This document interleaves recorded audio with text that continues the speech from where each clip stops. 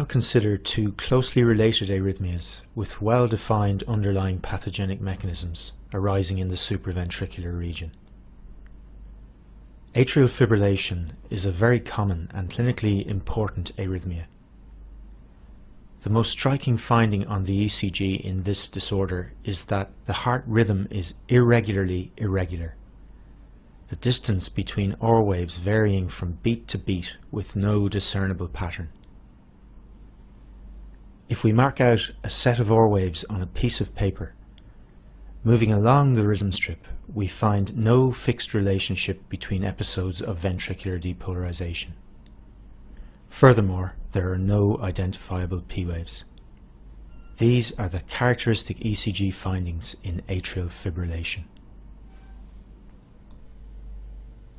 Atrial fibrillation arises secondary to many different disease states, both intrinsic and extrinsic to the heart.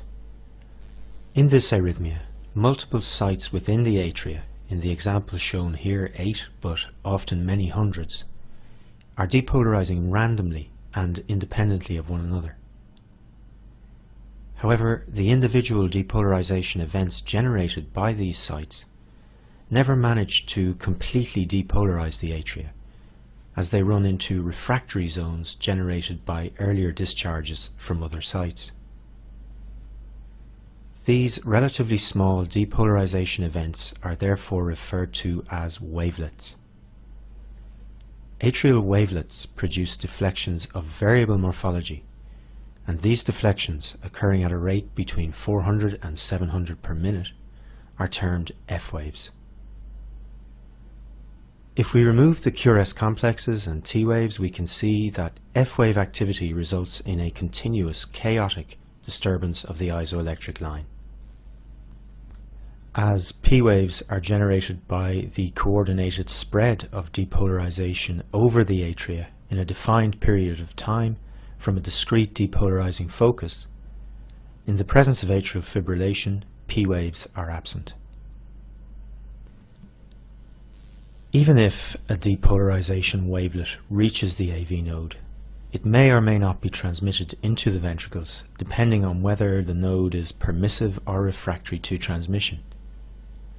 Within the AV node, the depolarization wavelet may be blocked in its journey to the ventricles by intranodal refractory foci generated by previous wavelets. As these refractory regions complete repolarization, a depolarization event arriving at the same point, at a slightly different time however, may manage to negotiate its way through the node and discharge into the ventricular conducting system, triggering ventricular depolarization. The net result of these chaotic supraventricular events is a random generation of narrow QRS complexes, with no evidence of P-wave activity on the ECG. These are the characteristic ECG features of atrial fibrillation. In this example, with 12 aura waves in 30 large squares, the heart rate is 120 beats per minute. Rates between 120 and 140 beats per minute are typical. However, the actual heart rate observed in cases of atrial fibrillation is highly variable. It may be much more rapid than shown here, however it may occur at a rate within the normal range, or even be slow enough to qualify as a bradycardia. When the heart rate associated with atrial fibrillation is less than 100 beats per minute, it is described as controlled atrial fibrillation. In the absence of treatment, controlled atrial fibrillation is often observed in elderly patients. This is because in this age group, atrial fibrillation is frequently associated with significant underlying heart disease. In this situation, the AV node may be diseased, and transmission of atrial depolarization wavelets to the ventricles impaired.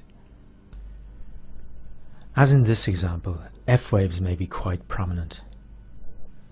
In many cases, as shown here however, they are of low amplitude with minimal disturbance of the isoelectric line. These two situations are sometimes referred to as coarse and fine atrial fibrillation. Coarse atrial fibrillation probably arises when the number of depolarizing sites in the atria is limited to less than 10, and each individual electrical event affects a mass of atrial muscle significant enough to cause a substantial wave on the ECG readout. Fusion of such coarse underlying F waves with T waves and QRS complexes may distort their appearance. Fine atrial fibrillation occurs when the number of atrial sites depolarizing is larger, the multitude of smaller individual wavelets resulting in less net disturbance of the isoelectric line. In reality, a full spectrum between coarse and fine atrial fibrillation is observed in patients, and the distinction has no clinical significance at the present time. Atrial fibrillation is associated with a number of preventable complications, including stroke and heart failure. You must be able to identify it on the ECG. The key to identifying this arrhythmia is the irregularity of ventricular depolarization and the absence of P waves. We will now study a related arrhythmia generated in the supraventricular region. Atrial flutter arises by a very specific mechanism. In this arrhythmia, a loop of depolarizing activity circulates constantly within the walls of a diseased right atrium, discharging depolarizing current into the left atrium. This is a re-entrant loop and is our first encounter with the phenomenon of re-entry. We will explain exactly what this means in the next videos. However, we need to discuss atrial flutter here as it is closely related in terms of etiology to atrial fibrillation. In fact, it is very common to see patients who flip between these two arrhythmias. In flutter, the rapidly discharging loop of current in the walls of the right atrium rotates anti-clockwise, discharging into the left atrium at approximately 300 discharges per minute. If we mask ventricular electrical activity for the moment, you will see that the discharge of depolarizing current from the re-entrant loop produces a large negative deflection in the inferior leads, illustrated here in lead 2. These are flutter waves. At a rate of 300 discharges per minute, the flutter waves are of course present at intervals of approximately 1 per large square. This is the sawtooth pattern characteristic of atrial flutter. Identification of elements of this underlying pattern is the key to the diagnosis of this arrhythmia, but it is not always easy. Remember, we are looking here at a particularly striking example and with ventricular activity removed. So what effect does this process have on the ventricles? The atria are depolarizing approximately 300 times every minute. If this were transmitted to the ventricles, a ventricular rate of 300 beats per minute would be potentially fatal, as the chambers fail to fill between beats. The AV node protects the ventricles and cardiac output by selectively blocking transmission of a proportion of flutter waves. In the example shown here, the AV node is conducting 1 in every 4 flutter waves, giving a ventricular rate of 75 beats per minute. Note how easy it is to make the diagnosis in this case. With this low level of conduction, we can easily identify the flutter waves between episodes of ventricular activity. This is atrial flutter with 4:1 conduction. Real problems in diagnosing this arrhythmia arise when higher rates of AV conduction are present. A healthy AV node will typically conduct every second flutter wave, resulting in a regular narrow complex tachycardia of 150 beats per minute.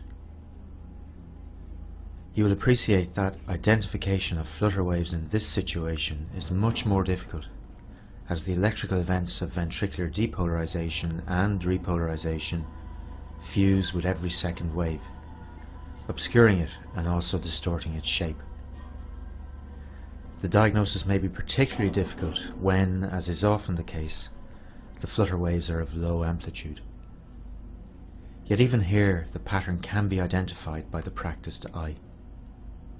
This is atrial flutter with 2:1 conduction. This ECG emphasizes the importance of a high index of suspicion in the diagnosis of atrial flutter. The ECG is taken from a patient with a long history of poorly controlled hypertension, who presented with marked hypoxia secondary to bronchopneumonia. We note that his heart is structurally abnormal, with clear evidence of left ventricular hypertrophy on the ECG. We are aware that hypoxia is a potent trigger of arrhythmias in the presence of heart disease. We also note that the tachycardia is monotonously regular, with a heart rate of 150 beats per minute. This should immediately alert us to the possibility of underlying atrial flutter. Although no obvious flutter waves are present, examining lead V1, however, we note a deflection consistent with P-wave activity preceding the QRS complexes. A repeat ECG with V1 as the rhythm strip shows the deflection to be a consistent feature. These putative P-waves are present at intervals of 10 small squares, that is, at a rate of 150 per minute. So could this be a sinus tachycardia arising in response to hypoxia? It could be. However, closer analysis of the readout at a point exactly halfway between P waves shows this consistent distortion of the QRS complex. It is of the correct orientation and represents P wave activity fused with the terminal portion of the QRS complex. So atrial depolarization is occurring at a rate of once every large square, that is 300 times per minute. This is atrial flutter with 2:1 conduction. Analysis of this ECG shows how easily one can miss this diagnosis.